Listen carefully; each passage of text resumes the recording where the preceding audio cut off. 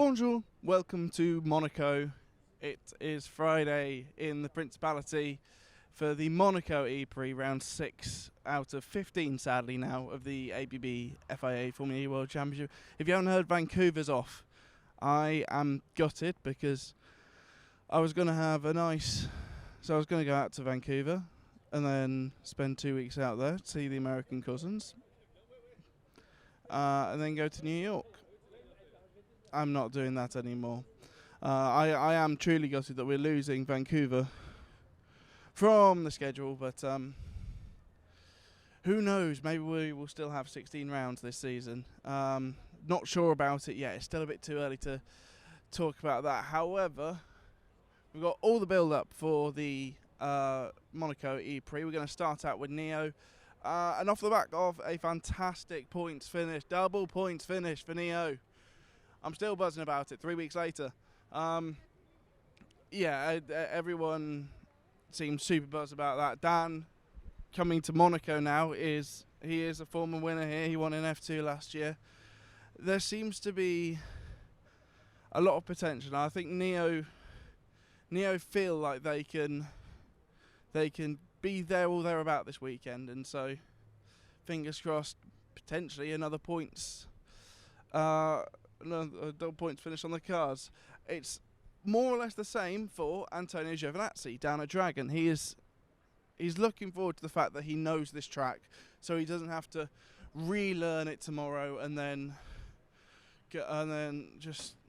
so he's looking forward to the fact that he already knows the circuit. Sergio says to camera, he was very, very quick in Rome. He almost got into the duels at some point. So yeah, no, it's fantastic effort from him. Giovinazzi, I think maybe he can get himself away from the bottom of the table, which is where he is at the moment. But I just don't think it's going to be much more than that at the moment. So we move to Nissan. Now, I've spoken to Sebastian Buemi today, and he confirmed to me that Nissan have stopped doing their they've stopped work on their Gen 2 powertrain. They're putting all their eggs in the basket for Gen 3. Gen 2 is done for Nissan, and so it's going to be a difficult year for them, but fingers crossed. They're going to do a bit like what Haas did in Formula 1, where they didn't focus on anything for a year and then rocked up this year and done pretty damn well this year. So in F1 have Haas, so maybe more of the same for Nissan. Obviously that team, not anymore, because Nissan have bought the entire team. That's another thing that's happened since Rome.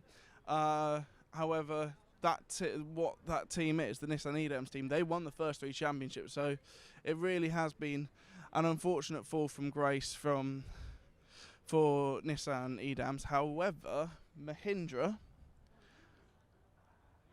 haven't actually spoken to anyone from Mahindra today, which is disappointing. However, Oliver Rowland, he got pole here a couple of years ago, which was absolutely fantastic. So maybe he can channel that energy. Obviously, he was in the Nissan EDAMS back then, but maybe he can channel that energy into this year. Simsy's been having not the best of years, but maybe he can be there or thereabout come tomorrow. Who knows? Porsche and Andre Lotterer has been absolutely fantastic so far. Obviously, we've done interviews with some drivers today. They are up on the YouTube channel as well, so go watch them after you've watched me ramble. But Andre Lotterer, he's been absolutely fantastic in qualifying this year. He's been into the duels every single race, but he still hasn't got that pole position just yet. And so, but Porsche know that they're a lot more ahead of the curve than they were at this point last year. So actually, for Porsche, this is actually so far so good. It's been a good little run for them. So long may that continue, because as it stands, they're going to be the only German outfit on the grid next year. So, which is a disappointment. We come to Rocket Venturi Racing, where we've actually got something in the pipeline. I spoke to Edo and Lucas earlier in the week, however, not this weekend related. So I can't share anything about what I spoke to them on Wednesday about in this, because it wouldn't make sense anyways. So Edo Mortar was in the conference today. He spoke about how this is. For Venturi, even though that it's a home race for them, they're not overly confident. I think they've Adam Mortar said that their car's never really performed here, although immediately my head went to Felipe Massa getting the podium in, I want to say, season 5. I think he got a 3rd place here when Vern won and Roland was 2nd. Gonna nod and walk away. But yes, home weekend for them. So fingers crossed, they can perform well in front of their home crowd. Also, Lucas does live down here as well. So, as do quite a few of the drivers actually. So yeah. For a lot of the drivers, including Lucas, it is kind of a home race.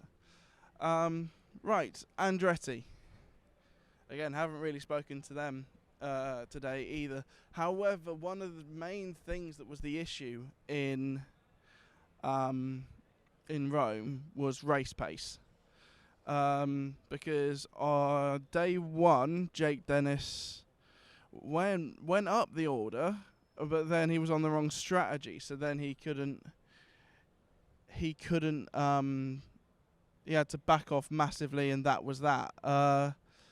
And then on the second day, he qualified 2nd, and then just fell through the pack, and then was out via crash damage to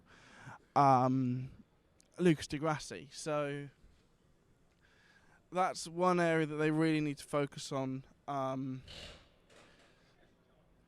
this weekend, going forward, and then hopefully they'll be there or thereabouts soon. Envision. It's been a long time since Envision have won. I'm trying to think when their last win was. I think it was Robin Frines in New York City. I want to say season 6. They didn't win one. They didn't win one last year, so that's. I think that sounds about right. But obviously, correct me if I'm not in the comments below. Robin thinks that win is just around the corner. He has been Mr. Consistent of late. He's the one who's been on the podium the most this season. He was very consistent last year. So, and at a place where last year he was very, very close to the win. Could it be redemption for Robin Frines? Who knows? Because traditionally it's Formula E, so so everything that you expect, don't expect that. Expect something else. So in that case, if we're going off previous form, these guys, DS Cheetah, they've won the last 2 times that we've come here.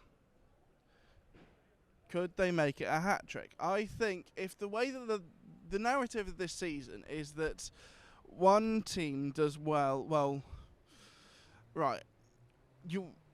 Obviously I'm gonna correct myself shortly, but you're gonna know where I'm going with this. One team has always done well per weekend. So in Diriyah, it was the Mercedes powered cars of the Mercedes EQ and Rocket Venturi. We went to Mexico and it was Porsche.